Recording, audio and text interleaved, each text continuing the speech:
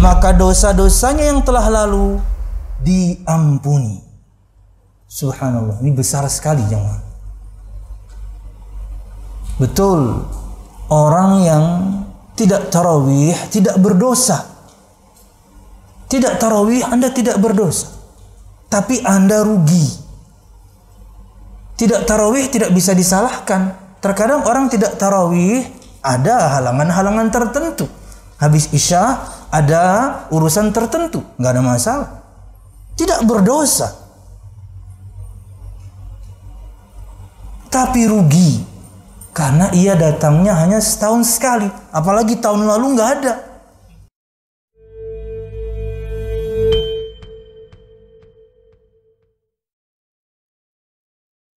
Assalamualaikum warahmatullahi wabarakatuh.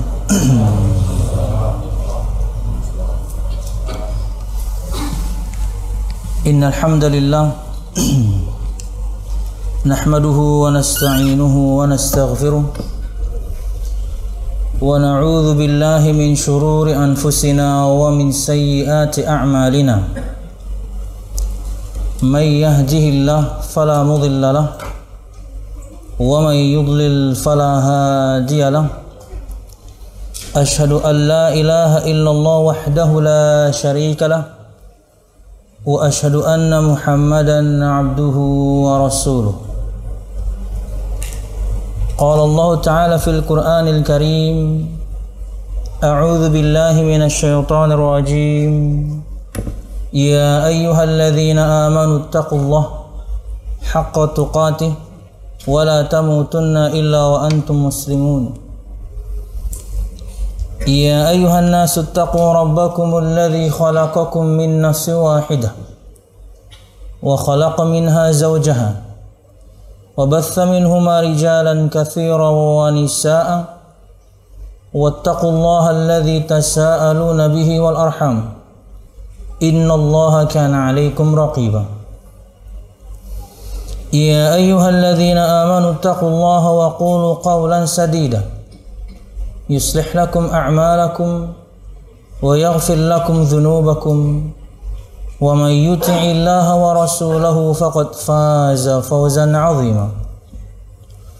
Fa inna asdaqal hadithi kitabullah wa khairal hadi hadi Muhammadin sallallahu alaihi wasallam wa syarrul umuri muhdatsatuha fa inna kulla muhdatsatin bid'ah wa kulla bid'atin dhalalah wa kulla dhalalatin finnar, amma ba'd.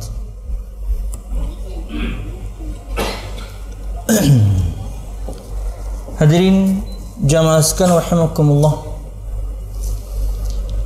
Alhamdulillah, segala puji dan syukur marilah kita haturkan kepada Allah Subhanahu wa ta'ala yang hingga pada kesempatan tahun ini kita masih diberikan umur panjang hingga kemudian bisa kembali bertemu dengan bulan Ramadan.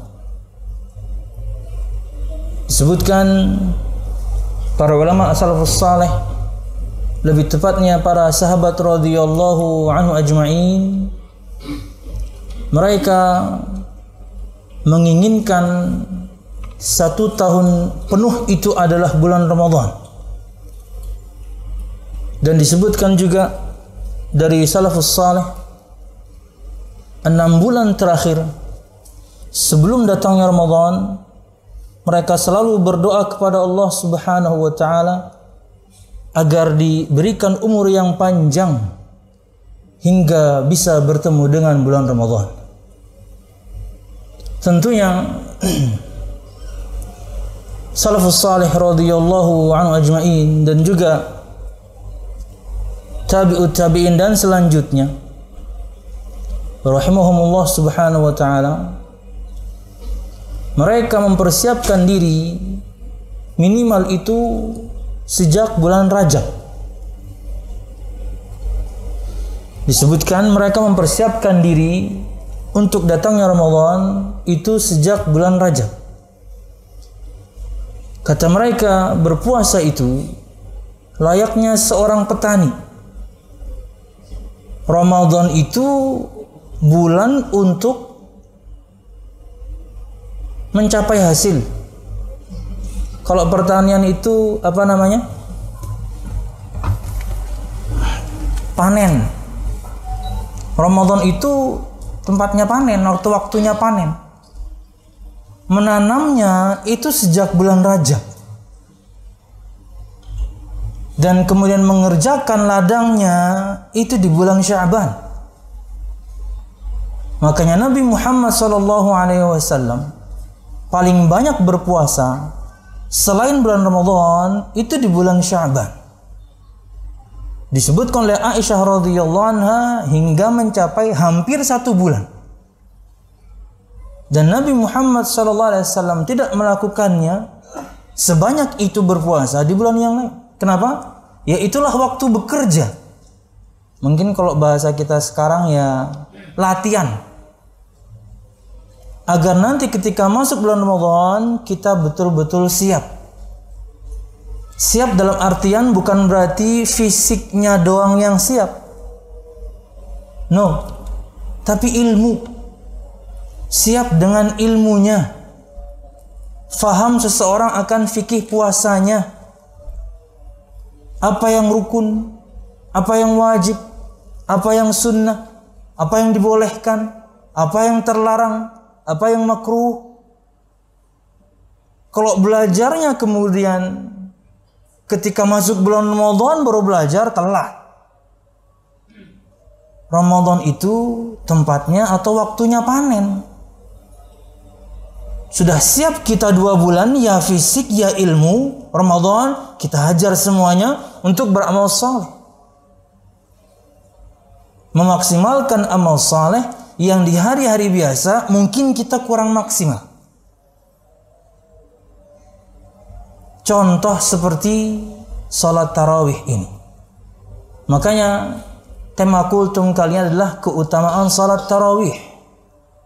Dan sebelum masuk pada bahasan di 5 menit terakhir, salawat serta salam semoga selalu tercurahkan kepada junjungan besar Nabi kita Muhammad sallallahu alaihi wasallam, juga beserta para sahabatnya, keluarganya, dan segenap kaum muslimin yang selalu berpegang teguh dengan Islam sampai hari kiamat kelak. Ulun terjadwal di sini setiap hari Rabu. Dan pada momen-momen itu ulun sudah persiapkan semuanya berkaitan dengan tema keutamaan. Karena ketika seorang mengetahui keutamaan satu amalan, niscaya dia akan lebih bersemangat menjalankan amalan itu. Dan itulah di antara yang disebutkan oleh Imam Ibnu Qayyim. Kenali fadilah sebuah amal. Hingga kalian kemudian bersemangat mengamalkannya karena tahu keutamaan. Mungkin pekan ini keutamaan salat tarawih. Mungkin pekan berikutnya dan berikutnya keutamaan yang lain. Tapi semuanya berkaitan dengan amal di bulan Ramadan. Nah, hadirin dan hadirat Bapak Ibu jamaah sekalian rahimakumullah. Satu hadis Nabi Muhammad SAW yang masyhur artinya betul-betul terkenal di kalangan kita, bukan masyhur dalam definisi ahli hadis. Karena kalau masyhur dalam definisi para ulama hadis adalah hadis yang diriwayatkan oleh 1, 2, 3, 4, 5 enggak sampai 10 orang per generasi. Itu namanya hadis masyhur.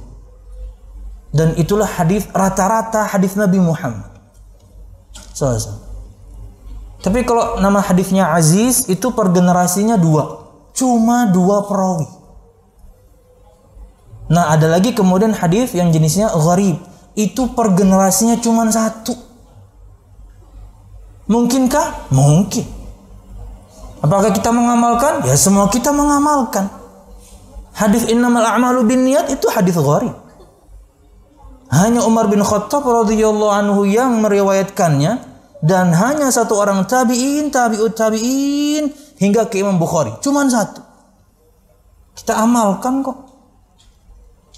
Hadis tambahan ketika kita selesai tahiyat, innaka hamidum majid, kemudian sambungan doanya itu riwayatnya juga gharib. kita amalkan. Bahkan itu perkara akidah. Karena terkadang ketika seorang ingin menentangnya, menafikannya, menolaknya, ya kalau amalan nggak apa-apa. Yang kami maksud, yang kami nggak terima hadis ahad apalagi gharib itu kalau perkara akidah. Lah tiap hari kita baca. Bukti bahwasanya bisa jadi sebagian orang tidak faham dengan yang dia baca. Berlindung kepada Allah dari siksa kubur, siksa api neraka, fitnahnya Dajjal. Itu hadisnya gharib. Nah, yang ulun maksudkan ini masyhur di kalangan manusia, betul-betul populer. Yaitu sabda Nabi Muhammad SAW dari sahabat Abu Hurairah radhiyallahu anhu, dikeluarkan oleh Imam Al-Bukhari dan juga Muslim. Kata Nabi Muhammad SAW, "Man qama Ramadhana imanan wa ihtisaban, ghufira lahu ma taqaddama min dhanbi."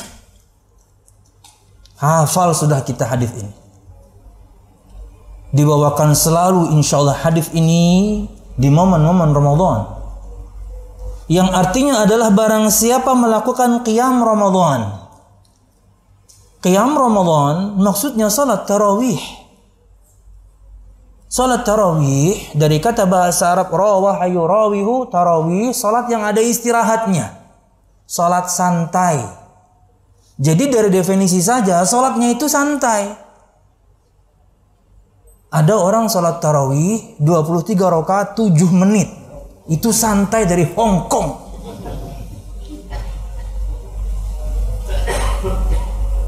Dari namanya saja sudah kemudian ia maknanya salat yang ada istirahatnya. 2 rakaat kasih jeda diri, 2 rakaat kasih jeda lebih panjang berdiri. Santai. Dan ia adalah qiyamul lail atau salat malam yang biasa kita sebut tahajud yang dimajukan waktunya. Maka al-musyahidun al-kiram, maka hadirin jamaah sekalian rahimakumullah, mohon maaf ya, selama setahun bertemu dengan pemirsa soalnya, jadi nggak bertemu pian. Jadi selalu pemirsa. Maka hadirin dan hadirat, mengalihnya hadirin hadirat, wah inilah. Hadirin dan hadirat, siapapun di antara kita yang mungkin dalam 1 tahun terakhir nggak sering-sering amat sholat tahajud, karena itu berat. Orang-orang spesial yang bisa melakukannya. Ya, hanya orang-orang spesial yang bisa melakukannya. Tidur bangun lagi itu berat. Makanya di antara keutamaan sepertiga malam terakhir itu adalah untuk orang-orang yang spesial ini. Dan Allah berfirman, yang berdoa aku jawab, yang minta aku kasih, yang minta ampun aku ampuni. Siapa? Yang bangun. Spesifik waktunya spesial. Nah, mungkin sebagian kita tidak terlalu sering sholat tahajud, kecuali kalau misalnya pas waktunya Liga Champion ya. Karena biasanya jam 2:15 gitu Liga Champion. Dalam setahun kan cuma sekali, berarti sekali ya sini sholat tahajud lah. Itu kan pas main bola, sadang. Atau hari-hari yang lain bangun, bakal mihwara.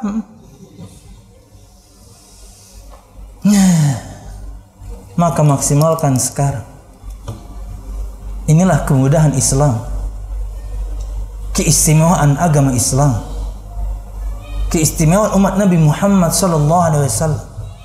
Terlalu dari kita selama 1 tahun itu begitu banyak momen, dengan alasan masing-masing pastinya. Jarang kita sayangkan untuk salat malam, maka ini yang dimajukan waktunya. Maka bersemangatlah. Kenapa keutamaannya berikut ini?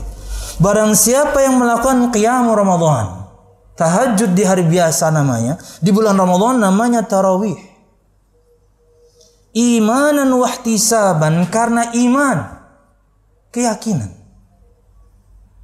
Ini adalah yang disyariatkan Allah Subhanahu wa ta'ala.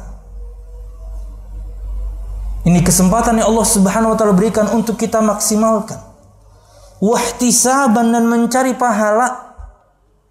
Nabi Muhammad yang ajarkan kita untuk mencari pahala. Karena ada orang yang mengatakan bahwasanya kalau mengharapkan pahala itu berarti tidak ikhlas. Tidak. Nabi Muhammad ajarkan kita mencari pahala.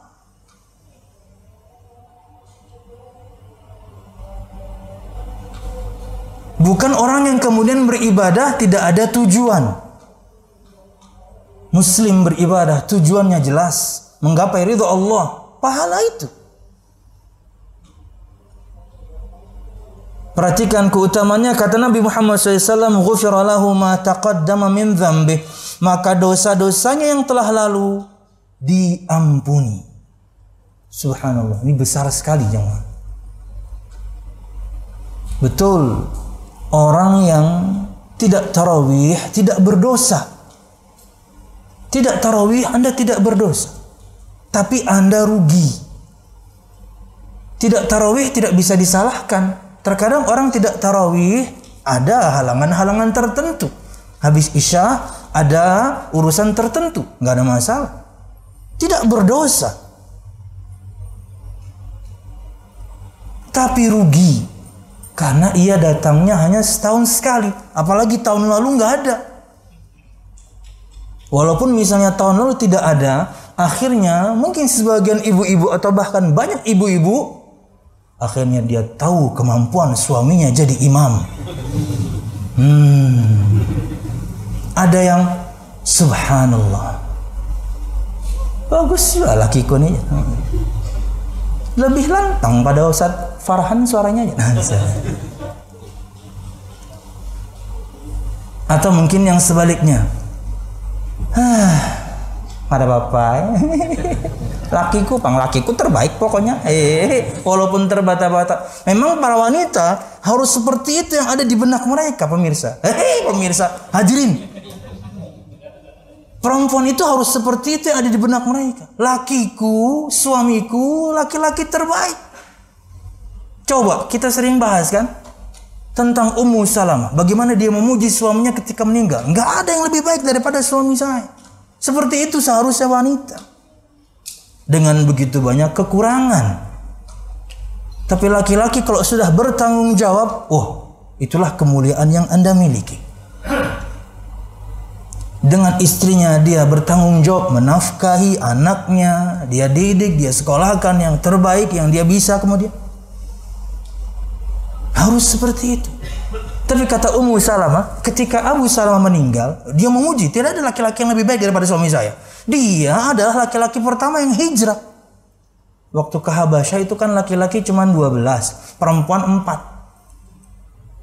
Di antara 4 itu ada Ummu Salamah dan suaminya Abu Salamah. Generasi 1, Duf'ah 1, alumni pertama. Hijrah ke Habasyah itu siapa? Abu Salamah. Tentunya dengan sahabat yang lain. Artinya terbaik. Karena kondisi kala itu kaum muslimin luar biasa mengenaskan. Nabi Muhammad perintahkan hijrah mereka. Dan Mekkah Habasyah itu sangat jauh. Harus melewati pulau. Kan mereka perginya pakai kapal. Tapi begitu dia meninggal, kata Ummu Salamah, saya berdoa dengan doa yang diajarkan Nabi Muhammad SAW. Aku istirja, inna lillahi wa inna ilaihi raji'un. Dia sambung dengan doa itu. Allahumma ajurni fi musibati wa akhluf li khairan minha. Ya Allah, berikanlah aku pahala pada musibahku ini, karena aku sabar.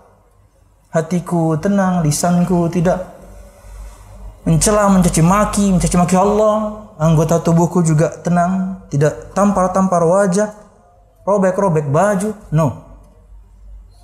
Berikanlah aku pahala pada musibahku ini ya Allah, dan gantikan aku dengan yang lebih baik daripadanya. Ummu Salamah meriwayatkan, kata Nabi Muhammad SAW, barang siapa atau tidaklah seorang muslim tertimpa musibah, kemudian dia mengatakan yang Nabi Muhammad ajarkan, istirja pertama kali, kemudian doa yang barusan, kecuali Allah akan gantikan dia dengan yang lebih baik. Dan aku digantikan dengan Rasulullah Sallallahu Alaihi Wasallam.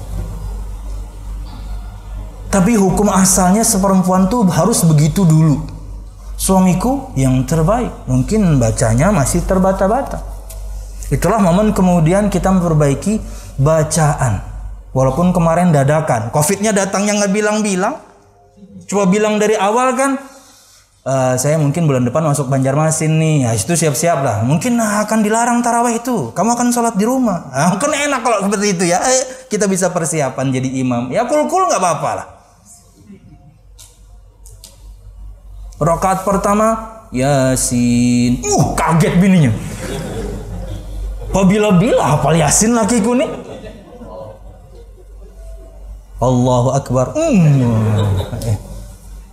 Hendak rukuk iya, hendak tertawa iya, hendak menapak iya, atau meninjak lah. Begayaan gak biar nih? Terseruduk lakinya. Rakaat kedua Qul huwallahu ahad.